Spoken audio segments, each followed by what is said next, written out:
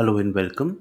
This is Abhinav Gulecha, and in this video, I'll be discussing about a situation where you are a US citizen or a green card holder and you are planning to relocate to India in a few years. So, what are some actionables or some points that you can keep in mind? I will discuss one by one. So, first thing you need to keep in mind is that if you're a US citizen, you are a green card holder, then you are wedded to the US legal system, to the US tax system, and you need to continue filing your US tax returns and offering your world income to tax in US in Form 1040. Right, so Form 1040 is what is applicable to you, not the 1040 NR. So you need to keep 1040 or 1040 SR depending upon your age. So you need to keep in mind that you'll have to keep offering your world income in the US tax returns even after you moving out of the US, right? So now you can explore claiming a foreign earned income exclusion and a foreign housing deduction in your US return for your India earned income, right? So in US you get a US foreign earned income exclusion, FEIE. That exclusion you get up to, I think, $1,20,000 in US, but that is only on the earned income in India or anywhere outside of the US, not on the investment income. For investment income, you will have to offer the income to tax in US. But for the earned income, there's a significant kind of a exclusion that you get. So in India, suppose you are working in a job or you have your business in India. Now there are certain conditions.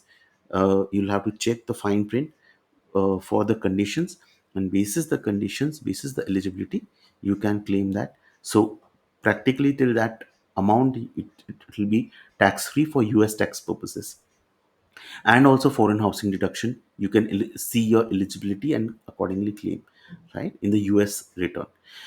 Now, if you have investments in India or any US country, for example, if you have returned back to India and you have investments in India, plus you have like some investments in UAE or any other country, you'll have to disclose them in the foreign information returns. There is a host of foreign information returns, which is starting with foreign bank account reporting, FBAR, then Form 8938, which is the FATCA report, then Form 5471, 8865. These are reportings of a US owner in any foreign partnerships or foreign corporations, like India. If you're a director in an Indian company or a partner in Indian partnership, you have to disclose your ownership in, or any trusts.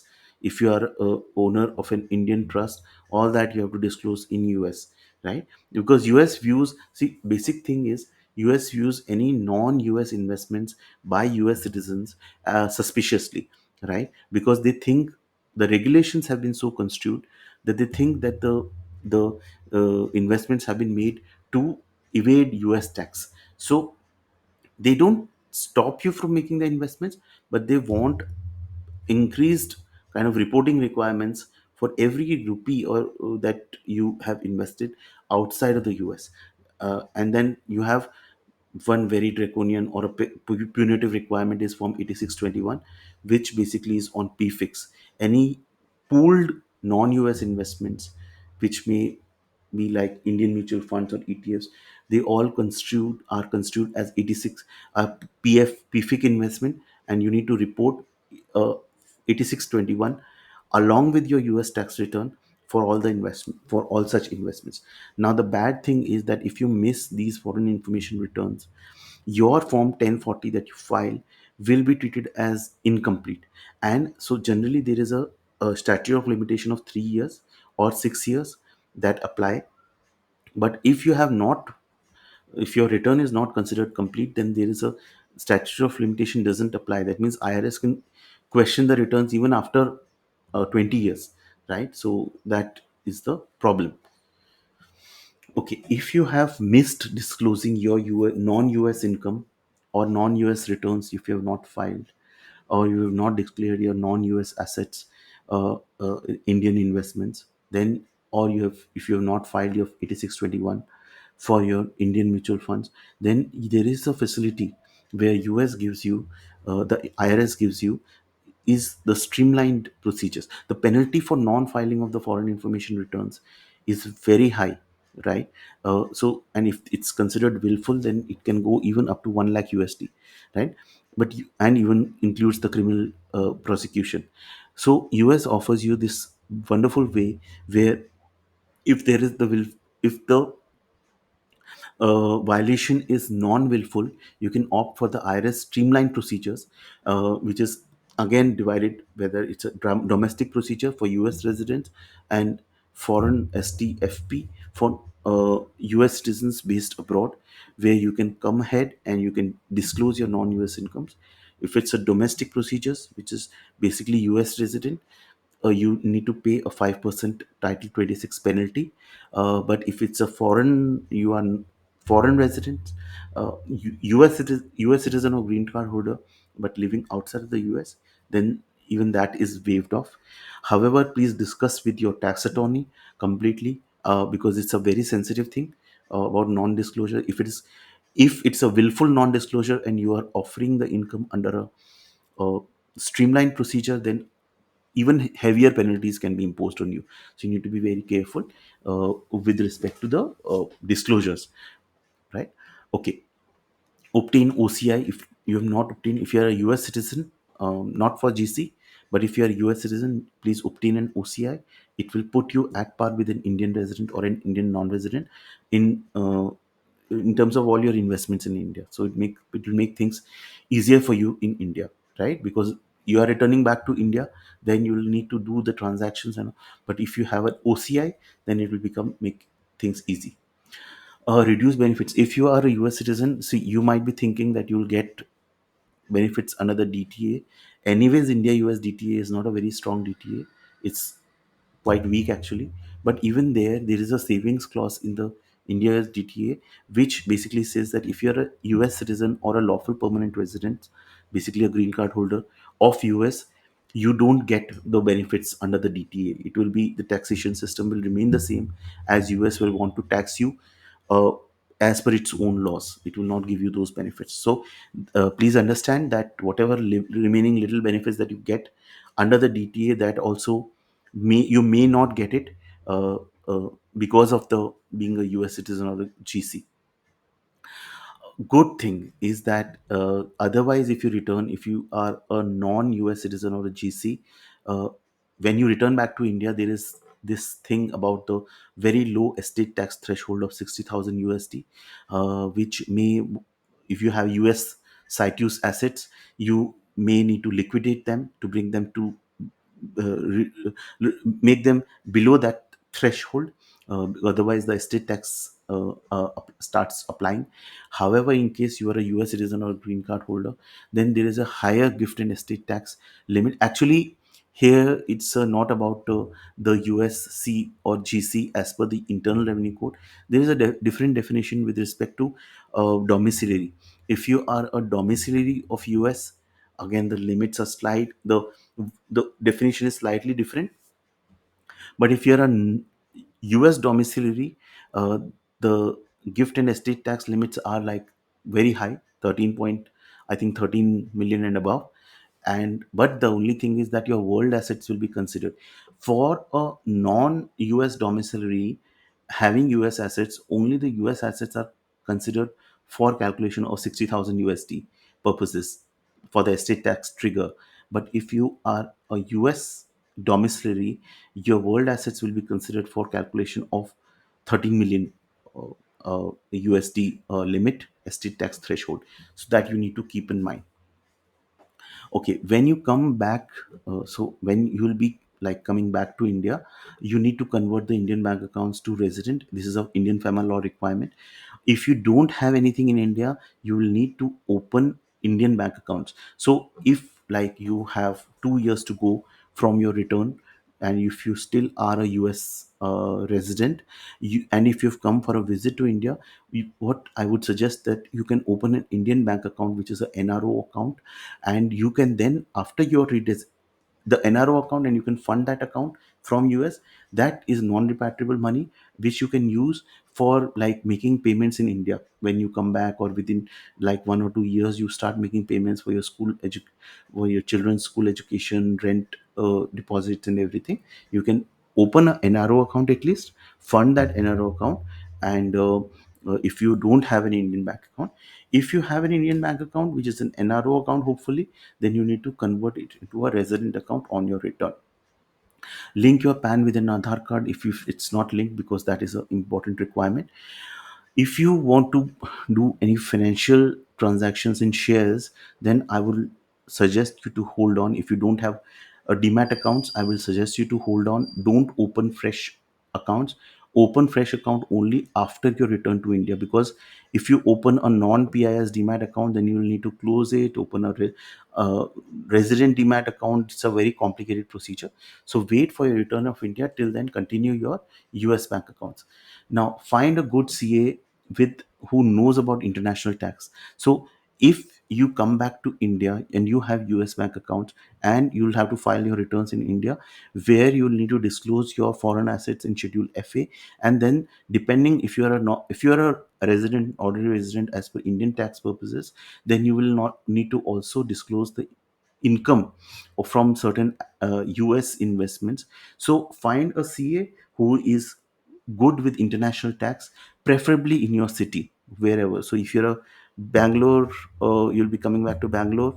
If you're coming back to Hyderabad, find a CA in Hyderabad, find a CA in Bangalore who is good with international tax. Also find a good CPA with the international tax exposure, because you'll be having uh, you'll be filing US returns with Indian investments, right? So you might be required also to file foreign information returns like FBAR form 8938 and all. So you need to have also a CPA who has the international tax kind of an exposure with respect to the foreign forms. Please check the US state obligations also post your return. So unless you have a property in US, back in US, or any connections back in US, you generally are considered a US, from a state perspective, a non-resident. But please check the US state obligations. What are the US state obligations after your return? So if you have like a property back in the US, uh, and you will maybe construed as a US state resident even after you return to India, then you might want to have a CPA who is actually physically based out of that particular state, right? Okay, now when you are coming back to India, you can park your money in the FCNR accounts while you are a non-resident. You can open a FCNR FD, or after coming back to India, you can park your money into RFC account after becoming a resident.